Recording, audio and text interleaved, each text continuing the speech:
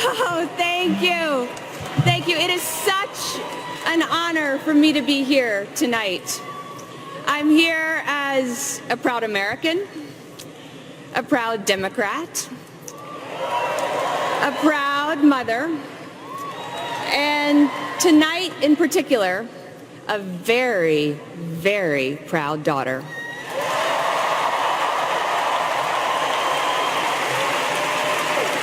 Mark and I can't quite believe it, but our daughter Charlotte is nearly 2 years old. She loves Elmo. She loves blueberries. And above all, she loves FaceTiming with Grandma. My mom can be about to walk on stage for a debate or a speech, and it just doesn't matter. She'll drop everything for a few minutes of blowing kisses and reading Chugga Chugga Choo Choo with her granddaughter. Chugga Chugga got an applause. Our son Aiden is 5.5 weeks old, and we are so thankful that he's healthy and thriving, and well, we're a little biased, but we think he's just about the cutest baby in the world. A view I'm pretty sure my mom shares. And every day that I spend as Charlotte and Aiden's mother, I think about my own mother. My wonderful, thoughtful, hilarious mother. My earliest memory is my mom picking me up after I'd fallen down, giving me a big hug, and reading me Goodnight Moon. From that moment to this one, every single memory I have of my mom is that regardless of what was happening in her life, she was always, always there for me. Every soccer game, every softball game, every piano recital, every dance recital, Sundays spent together at church and the local library, countless Saturdays spent finding shapes in the clouds, making up stories about what we would do if we ever met a triceratops. In my opinion, the friendliest looking dinosaurs, although my mom would always remind me they were still dinosaurs. As a kid, I was pretty obsessed with dinosaurs, and the day that my parents took me to Dinosaur National Park, I didn't think life could get any better.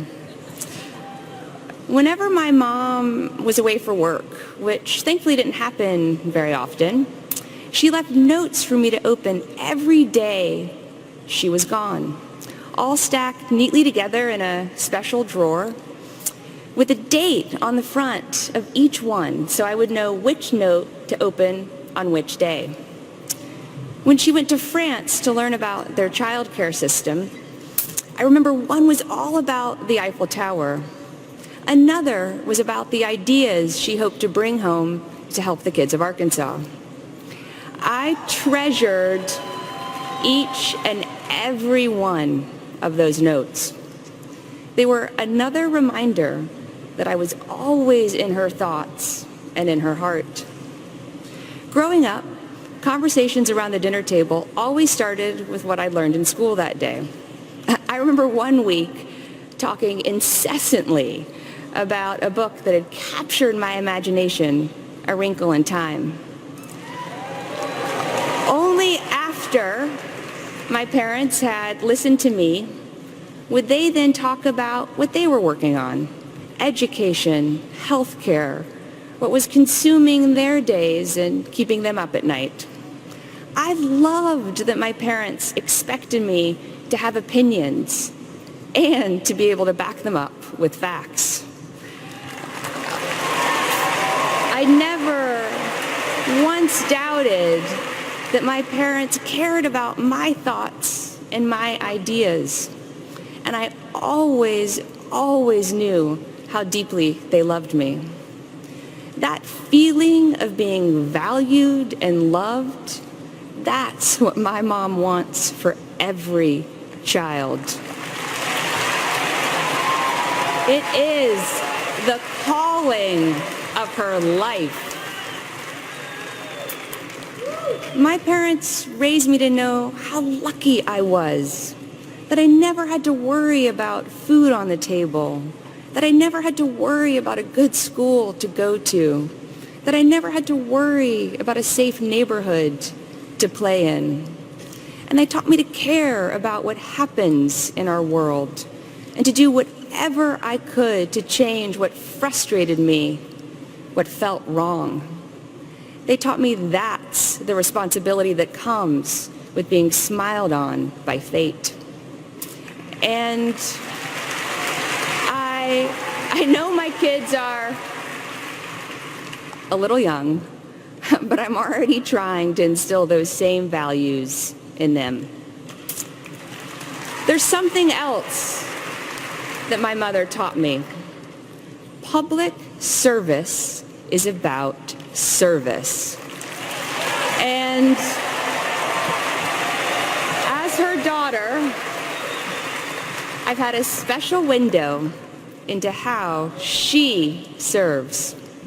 I've seen her holding the hands of mothers, worried about how they'll feed their kids, worried about how they'll get them the health care they need. I've seen my mother promising to do everything she could to help. I've seen her right after those conversations getting straight to work, figuring out what she could do, who she could call, how fast she could get results.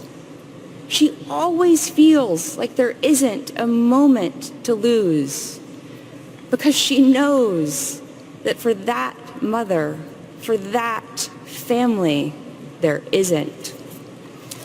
And I've also seen her at the low points, like the summer of 1994.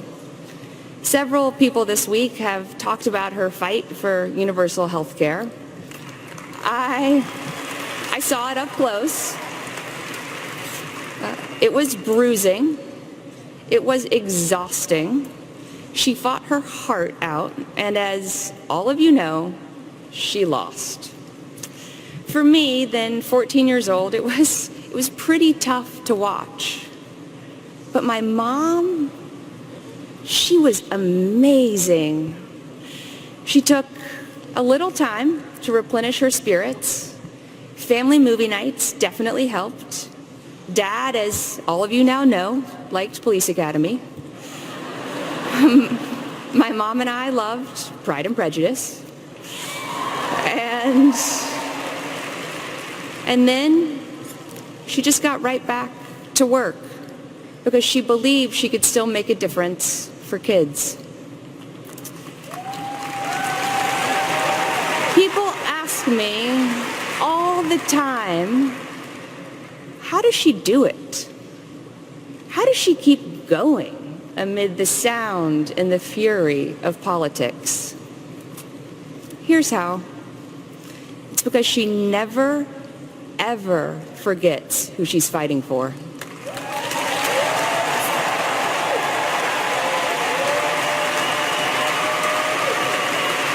She's worked to make it easier for foster kids to be adopted, for our 9/11 first responders to get the health care they deserve, for women around the world to be safe, to be treated with dignity, and to have more opportunities. Fights like these, they're what keep my mother going. They grab her heart and her conscience, and they never, ever let go. That's who my mom is.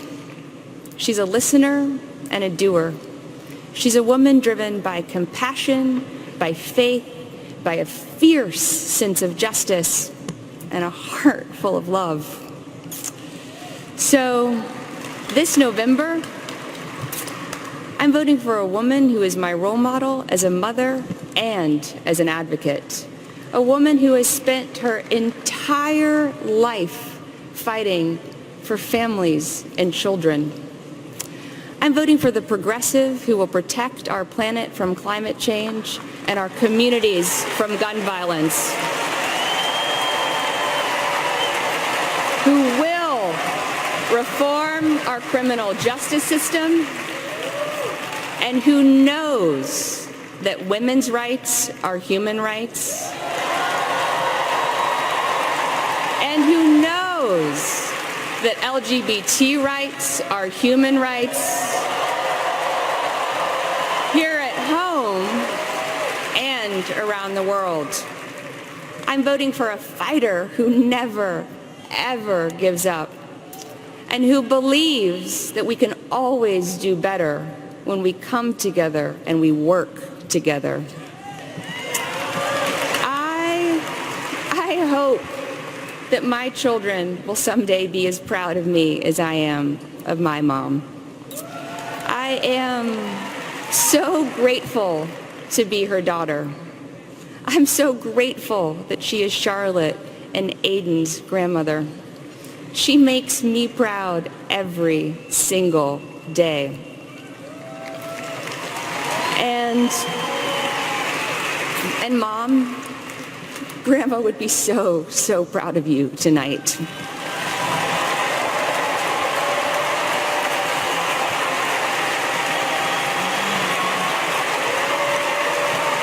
To everyone watching here and at home, I know with all my heart that my mother will make us proud as our next president.